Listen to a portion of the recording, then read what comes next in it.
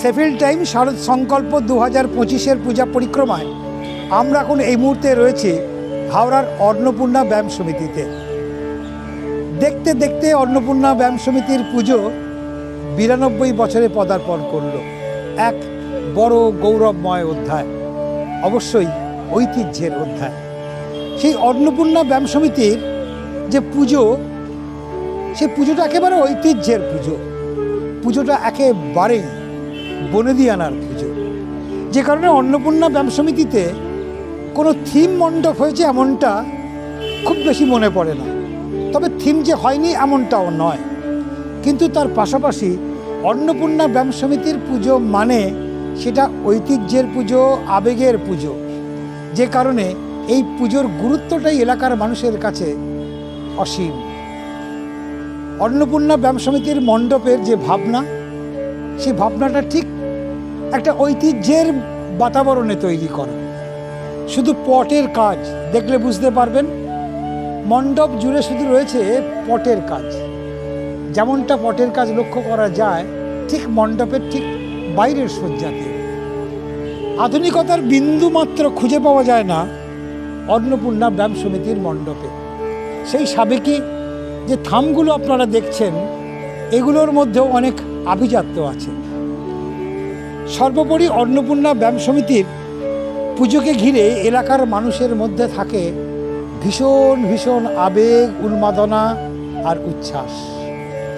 অন্নপূর্ণা ব্যায়াম সমিতির পুজো, কেন বারবার এটা বলছি, যে একটা বড় অংশের মধ্য হাওড়ার মানুষ তারা মোটের ওপরে চান অষ্টমীর পুষ্পাঞ্জলিটা যদি অন্নপূর্ণা ব্যায়াম সমিতির মণ্ডপ থেকে দেওয়া যায় সেই দশভুজা দুর্গাকে।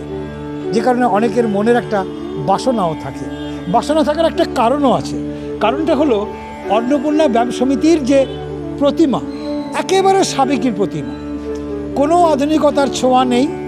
আর 92 বছরে পদার্পণ করা অন্নপূর্ণা ব্যায়াম সমিতির যে দুর্গোৎসব, সেই দুর্গোৎসবে টানা এই সাবেকি প্রতিমাই মানুষ দর্শন করে এসেছেন। ক্লাবের যারা কর্মকর্তা আছেন, ক্লাবের যারা সদস্য আছেন, তারা ভাবতেও পারেন না যে প্রতিমাকে নিয়ে কোনো থিমে যাওয়া যায়। যে কারণে তারা সাবেকি যে ঘরানা, সেই ঘরানাটাকে বজায় রাখার জন্য ক্লাবের যারা কর্মকর্তা আছেন, তারা প্রতিমায় বা মণ্ডপে সেই অর্থে কোনো থিমের ছোঁয়া রাখেন না।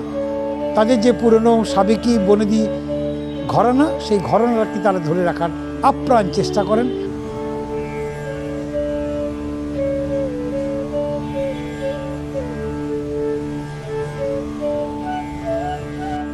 বিরানব্বই বছরের পুজো মানে বুঝতেই পারছেন কতটা পুরনো, কতটা আবেগ নিয়ে আমাদের আজকের এই জায়গায় আজকে আমরা দাঁড়িয়ে আছি। খুবই আনন্দ করে আমরা পুজো পরিচালনা করি। আরও সব বড় বড় দাদারা থাকে, তাদের সঙ্গে মিলেমিশে আমরা সব ছোট থেকে বড় সবাই মিলে। কথাগুলো অন্নপূর্ণার পুজো মানে এলাকার মানুষের একটা প্রত্যাশাও থাকে। হ্যাঁ, সেই তো অবশ্যই থাকবে। সবাই মানে আমরাও যখন ছোট ছিলাম, ঠিক মহালয়ের দিন ভোরবেলা যতটা মহালয় শোনার জন্য যতটা আনন্দিত ছিলাম, উৎসাহিত ছিলাম, ঠিক ততটা উৎসাহিত ছিলাম ঠাকুরটা কখন আসবে। কেননা আমরা ছোটোবেলা থেকে জানি মহালয়ে তো হবেই, আর তার সঙ্গে সঙ্গে অন্নপূর্ণা ক্লাবে ঠাকুরটা আসবে। তো ভোরবেলায় আগে ছুটে আসতাম ক্লাবে ঠাকুরটা এসেছে কীরকম হয়েছে এটা দেখার জন্য। তো আবেগ আমাদের পল্লীবাসীর সবাইকে নিয়ে আমাদের গর্ব। আমরা ভালোবেসে এই পুজোটাকে সবাই মিলে সেলিব্রেট করি। খুব ভালো লাগে আমাদের। এটা আসতো বিগত 10 বছর হয়ে গেল বা তারও বেশি আমাদের ক্লাবেই ঠাকুর তৈরি হয়। তার আগে ঠাকুর কুমোরটুলি থেকেই আমাদের আসতো।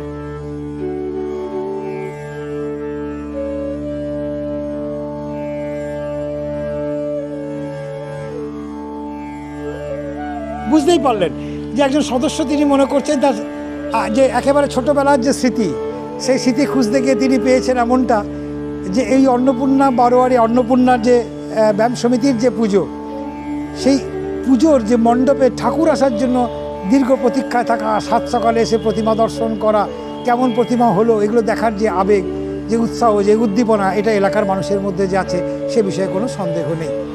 অন্নপূর্ণা ব্যায়াম সমিতির মণ্ডপ থেকে ক্যামেরায় প্রীতমের সঙ্গে আমি মেঘদূত রায়, সেফিল্ড টাইমস।